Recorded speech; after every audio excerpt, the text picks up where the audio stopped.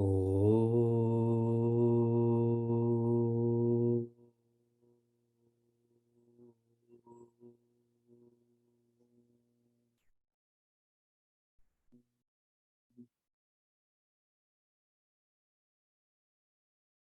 Oh.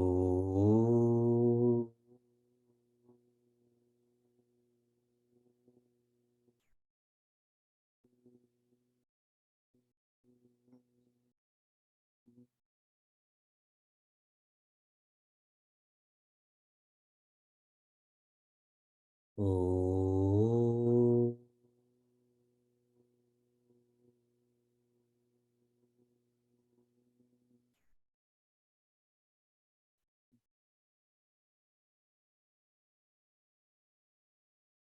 Welcome to Meaningful Mornings. What makes a country strong is the Constitution. Without a constitution, a country is more of a legal entity, but there's no meaning. What makes a seeker strong is a scripture. Without a scripture, one is seeking, but in a random way. That scripture provides direction. Let us all be appreciative of our constitution, that is external, and our scripture, which is internal.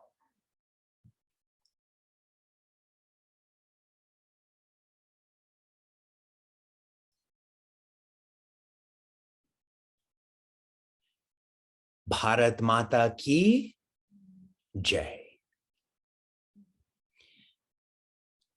How do you know God? You know God through God's grace. How do you know grace?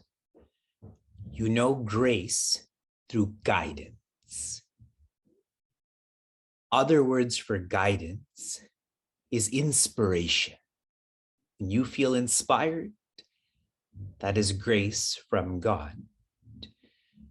A more technical word is shravana.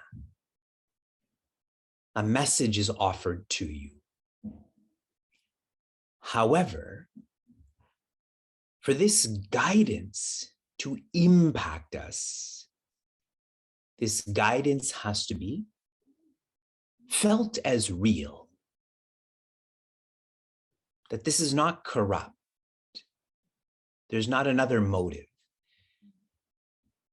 And that this is personal. This applies to me. This is for my utility. The guidance has to be real and personal for when to feel or follow the grace to God. And this is why in chapter 5, verse 6, the word muni is used. A muni is one who practices mauna. They close their mouth to open their mind. With this open mind, what do? Manana. They reflect and reflect and reflect so that this guidance becomes real and personal. We have now completed analyzing, exploring, immersing ourselves in more than 30% of Bhagavad Gita. I pray all of you are feeling less moha, confusion. The more guidance becomes real and personal, the less confused you should feel. And relatedly, less bhaya or fear. Relatedly, less shoka or sorrow. And if you're finding this is not reducing, this is because you're not engaged in manana. You're not engaged in mauna, which is shifting from being an extrovert to an introvert, to being inward looking for joy. For those whose confusion is reducing, in verse 7, the first line particularly, imagine asking yourself a question: who are you? And your instinctive response is going to be Atma. Which Atma? In the Bhagavad Gita, the word Atma is used for many entities. It could be the body, could be the mind, could be the intellect, could be the ego, could be the Atma, as in the spirit. And that's why in this verse, Sri Krishna shares Vishuddha Atma, Vijita Atma, and then you can even change the word Indriya to Atma, which is Jita Atma. Every sense of who we are is disciplined. I'm going to change words in terms of how to practice this. Yesterday, I said the intellect should direct the mind, which should direct the body. Here I'm reversing it. Practice calming your body. That's called Dhamma. What will that help us with? Quietening the mind, which is Shama.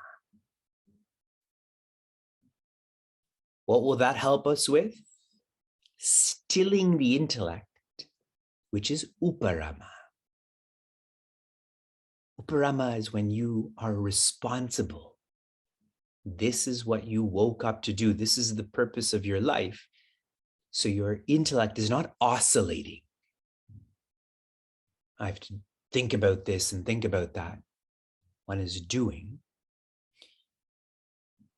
For those who are reflecting on this deeply, in Srimad Bhagavatam, I shared with all of you that Sri Narayana's guards are Jaya and Vijaya. And I said for you, Jaya is calmness of body, and Vijaya is quietude of mind. See the affirmation in verse 7. Indriya is just Jita or Jaya, but the mind is Vijita or Vijaya. I don't think you're as fascinated by these connections as I am. I find these details most inspiring. It's almost like you find out that the person who's sharing with you is telling the truth. That's what it feels like. And so you commit even more then.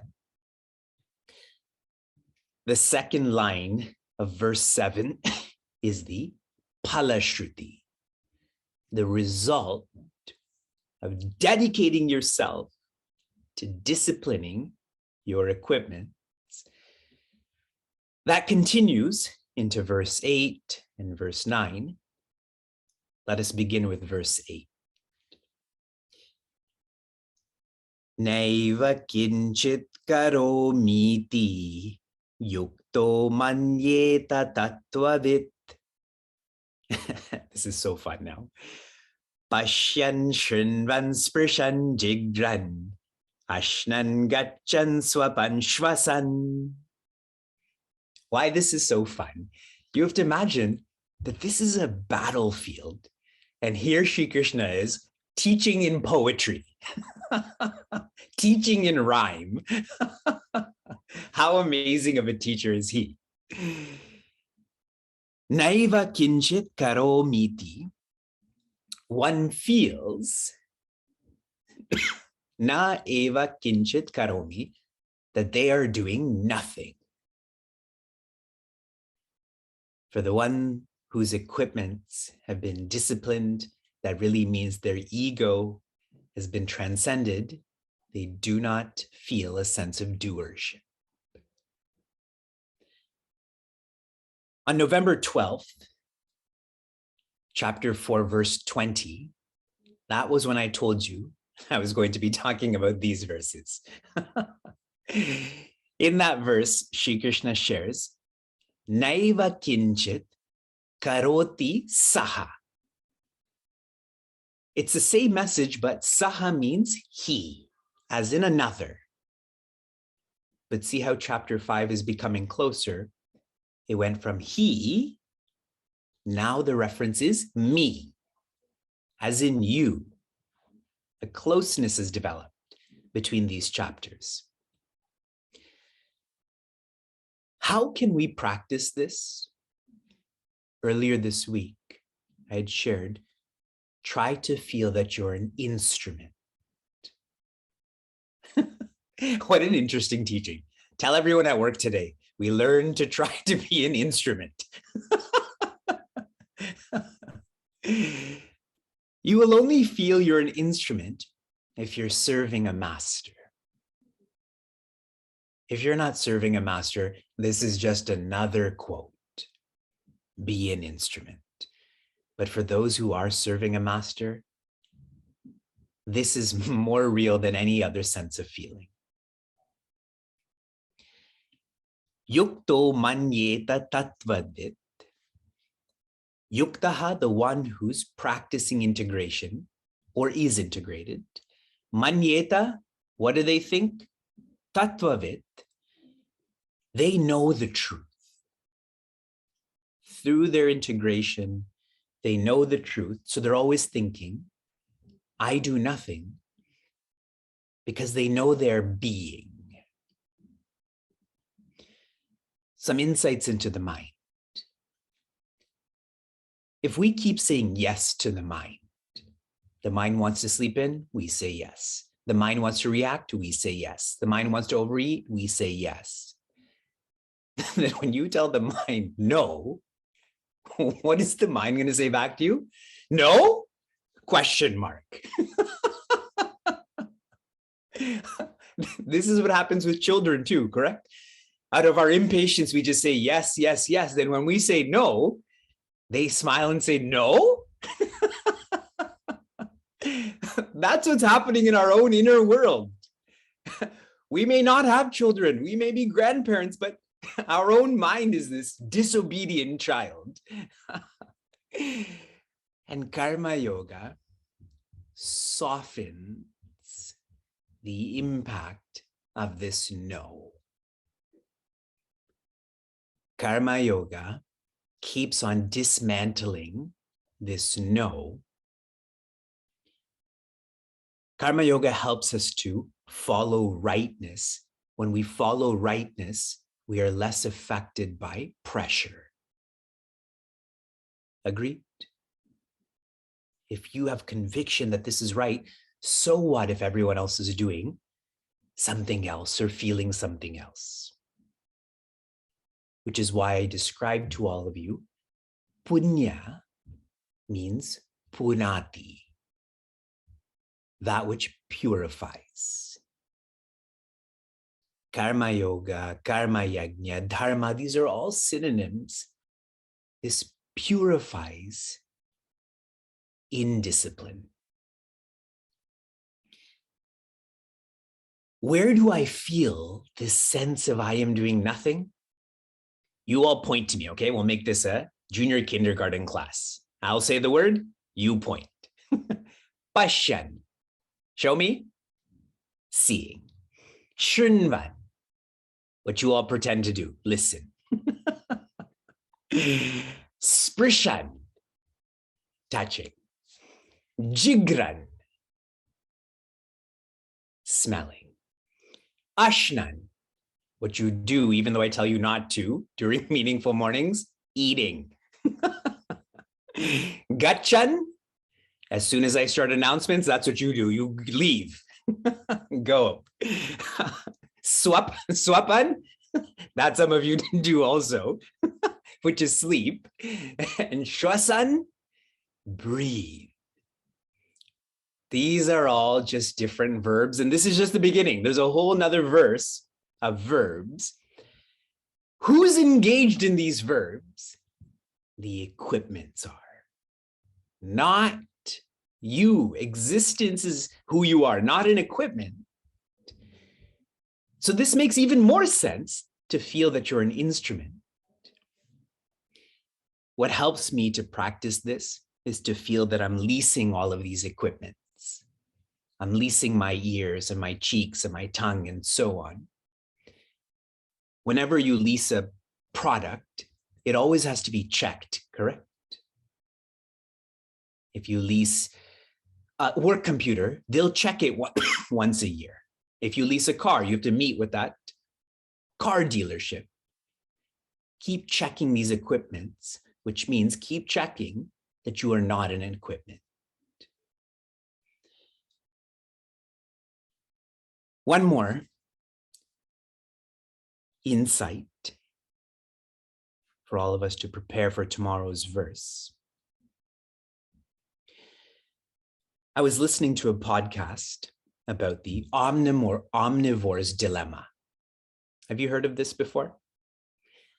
If one is a carnivore, they eat flesh, and so there's no confusion. You eat flesh.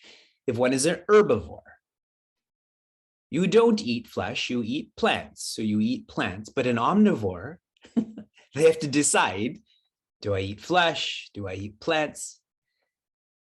That choice confuses them.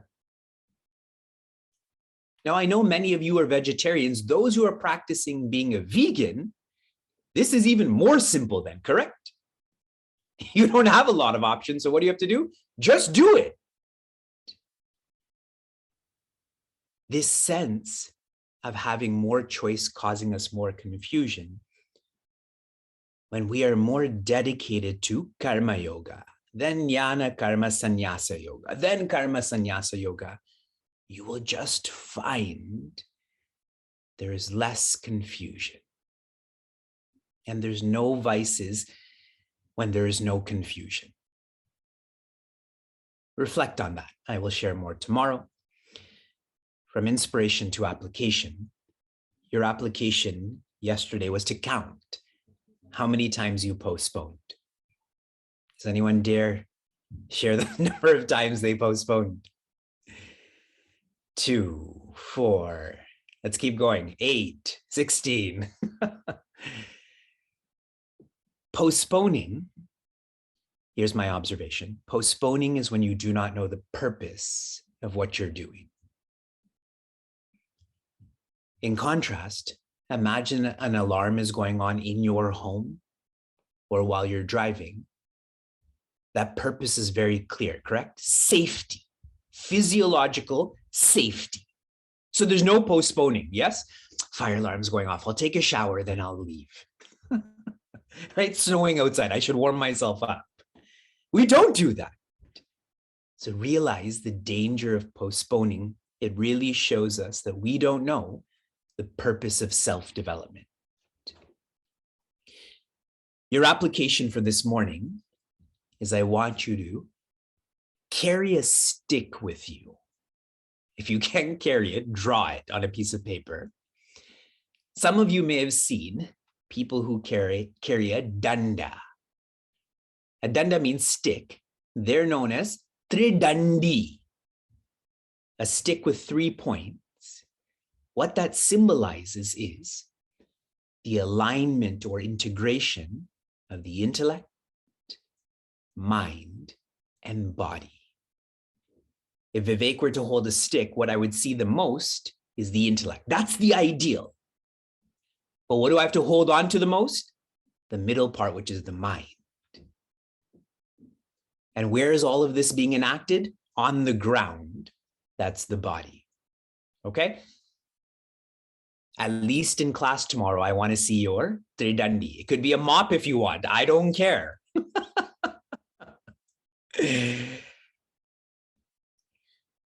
Shanti, shanti, shantihi. Be safe, be sound, be serene, be happiness.